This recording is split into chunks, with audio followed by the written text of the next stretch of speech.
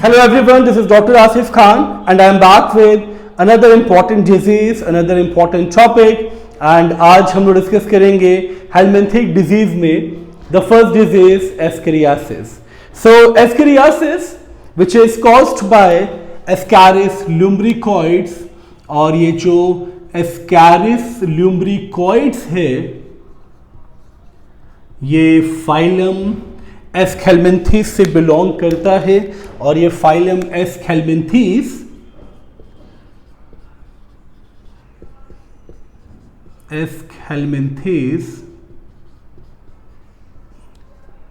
को round worms भी कहा जाता है. They are commonly called as round worms.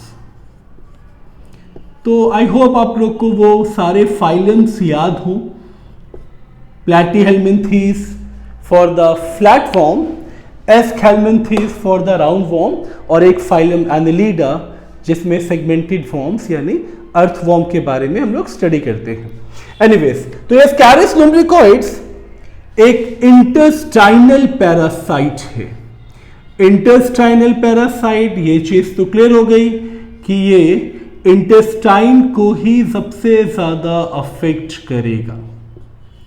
तो ये इंटेस्टाइनल पैरासाइट है and they are most commonly occur in the childrens. और ये इसका रीजन भी एक बहुत इंपॉर्टेंट बन जाता है यहाँ पे कि एस्कैरिस बच्चों में ही ज्यादा क्यों अफेक्ट करता है.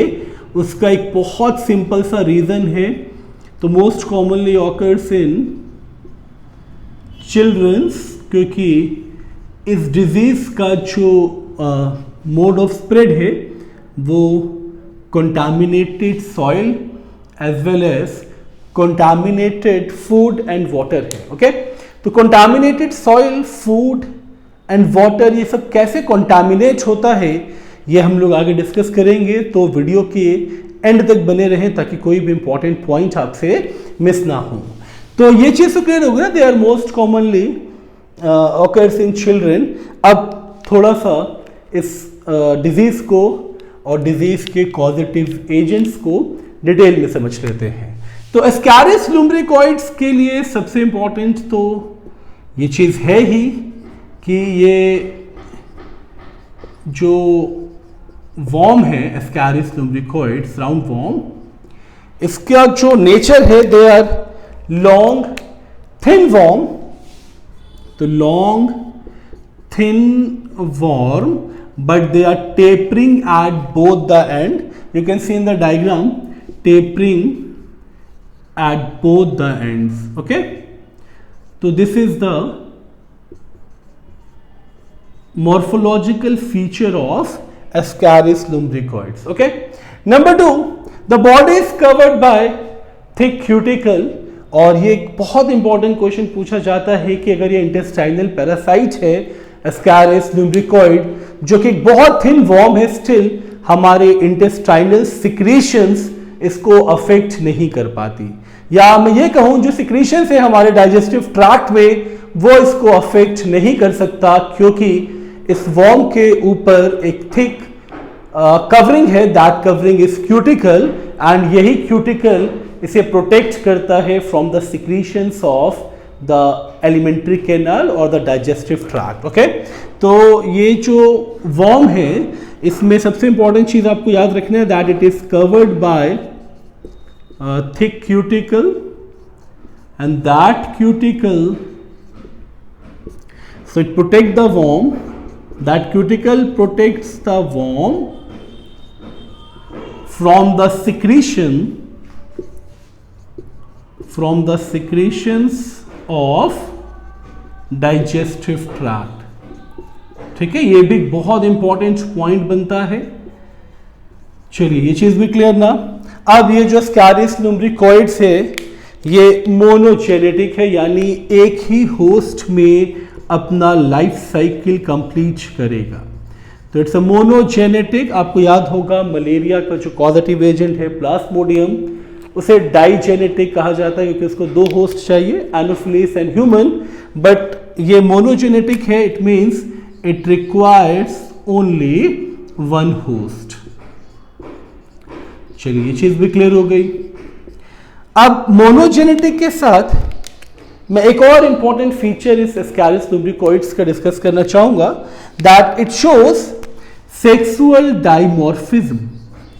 तो सेक्सुअल डाइमॉर्फिज्म का मतलब तो समझ में आ गया होगा, वेरिएशन और the differences in the morphology of reproductive organs. तो सेक्सुअल डाइमॉर्फिज्म का मतलब ही है कि मेल एंड फीमेल को इजीली डिस्टिंग्विश कर सकते हैं, क्योंकि मेल में पिनाइल सीटे पियर्सिंग ऑर्गन प्रेजेंट होता है। ओके, तो male shows the presence of posterior penile setae. Okay, तो इट्स अ पियर्सिंग ऑर्गन। ठीक है, ये पिनाइल सीटे भी आपको पता होना चाहिए, ये पियर्सिंग ऑर्गन है। एंड वैसे भी फीमेल की बॉडी लॉन्ग होती है, स्ट्रेट होती है, मेल की बॉडी शॉर्ट होती है एंड कर्व्ड होती है। ठीक है, तो डाइमॉर्फिज्म तो पूरे स्ट्रक्चर में दिखता है। अब जरा इसके लाइफ साइकिल को हम लोग डिस्कस करेंगे, क्योंकि जितना इंपॉर्टेंट एस्कैरिस लुम्ब्रिकोइड्स को समझना था, उतना ही इंपॉर्टेंट इसका लाइफ साइकिल, कैसे ये अफेक्ट करता है, फिर उससे होने वाले सिम्टम्स। तो ये सारी चीज़ें इंपॉर्टेंट है, तो एक एक चीज़ हम लोग स्टेप बाय स्टेप डिस्कस करेंगे। तो चलिए पहले हम डिस्कस करेंगे एस्कैरिस लुम्ब्रिकोइड्स के लाइफ साइकिल को, यानी इसका अफेक्ट। ठीक है, तो ये जो एस्कैरिस लुम्ब्रिकोइड्स है, ये वर्म एस्कैरिस लुम्ब्रिकोइड्स में बहुत सिंपल फ्लो चार्ट के थ्रू ये समझाने की कोशिश करूंगा, एंड उसके बाद कभी ये चीज आपको भूलेगी नहीं। तो ये वर्म मैं स्टार्ट कर रहा हूं बिल्कुल एक फ्रेश होस्ट से। सपोज कोई पर्सन है जिसमें ये वर्म एग्जिस्ट नहीं कर रहा है, तो उसके अंदर इस वर्म की एंट्री होगी बाय कंटामिनेशन। ओके, तो ये कंटामिनेट करेगा फूड को, वाटर को एंड सॉइल को। अब देखिए यहां पे जो सबसे इंपॉर्टेंट कंटामिनेटेड एजेंट है वो सॉइल है, क्योंकि ये जो एस्कैरिस लुम्ब्रिकोइड्स है, इसका डेवलपमेंट कह सकते हैं हम लोग, या इसका जो फर्टिलाइज्ड एग है वो सॉइल में ही प्रेजेंट होता है। अब देखिए जो फ्रूट्स एंड वेजिटेबल्स सॉइल के थ्रू ग्रो हुई, और आपने फ्रूट और वेजिटेबल्स को बिना वॉश किए हुए इंटेक कर लिया, कंज्यूम कर लिया, तो ये अंडरस्टूड है कि दैट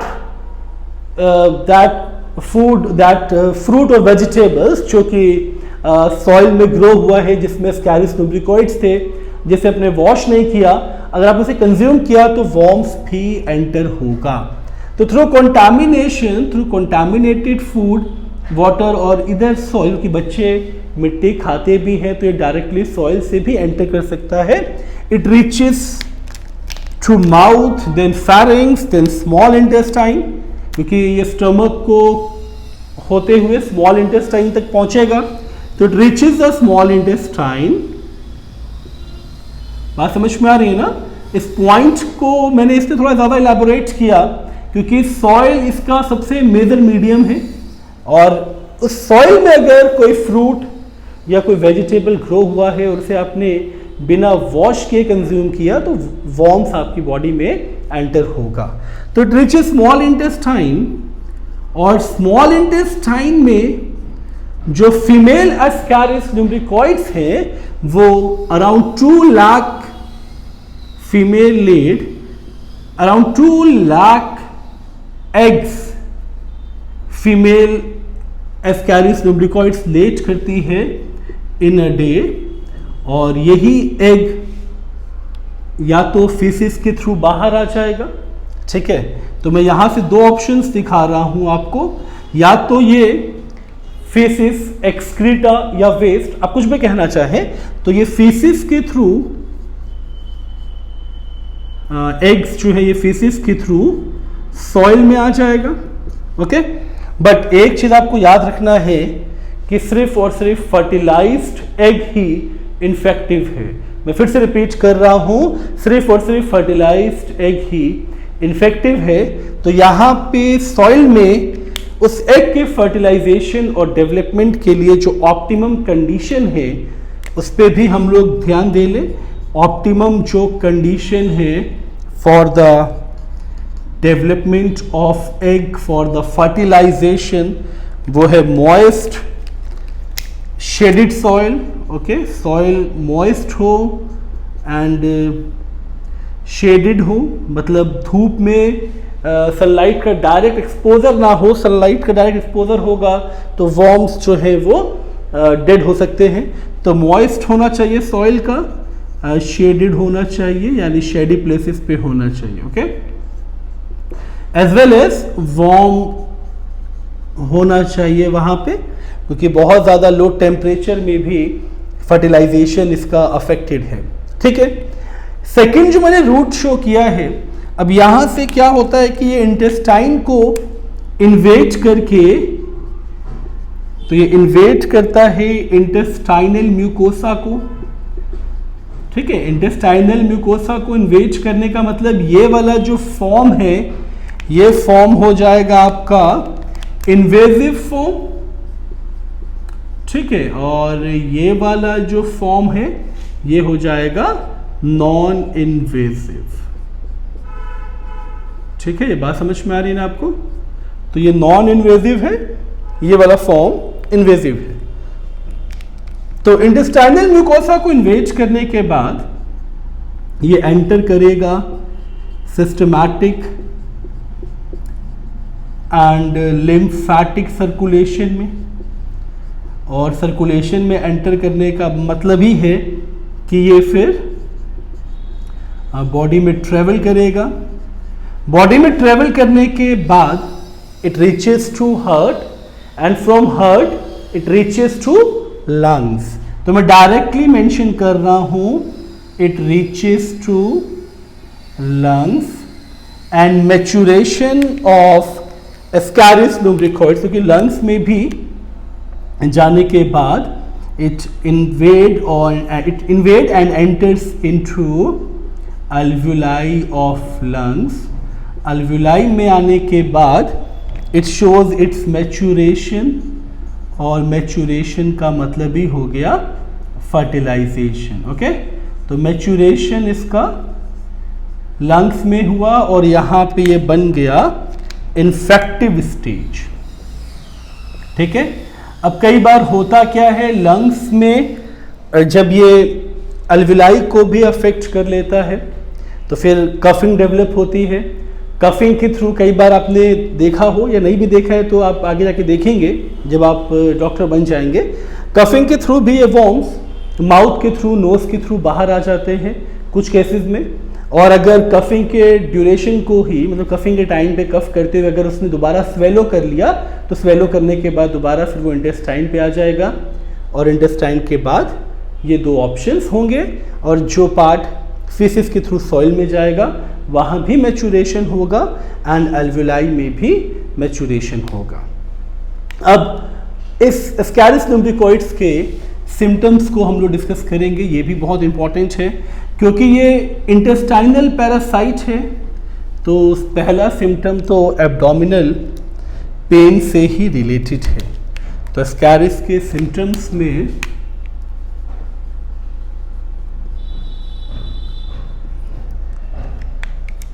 पहला सिम्टम ही है abdominal pain and cramps.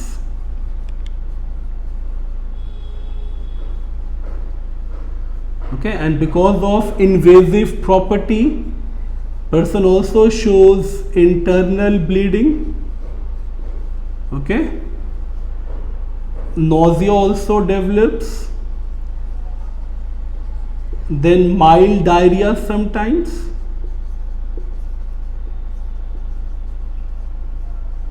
Okay, and ये वो symptoms हैं जो सबसे कॉमन सिम्टम्स है। और उसके बाद कुछ केसेस में हेडेक, टायर्डनेस, क्योंकि इंटेस्टाइन अफेक्टेड है। ओके, अब बात आती है इसके ट्रीटमेंट की। हालांकि मोड ऑफ स्प्रेड हम ऑलरेडी डिस्कस कर चुके हैं। मोड ऑफ स्प्रेड इसका मेनली कंटामिनेशन है, कंटामिनेशन जिसमें contaminated food, water as well as contaminated soil. ठीक है, तो मोड ऑफ स्प्रेड भी मैं मेंशन कर दे रहा हूं यहाँ पे, क्योंकि ये चीज़ भी आपको भूलना नहीं है। Mode of spread is contaminated food, water,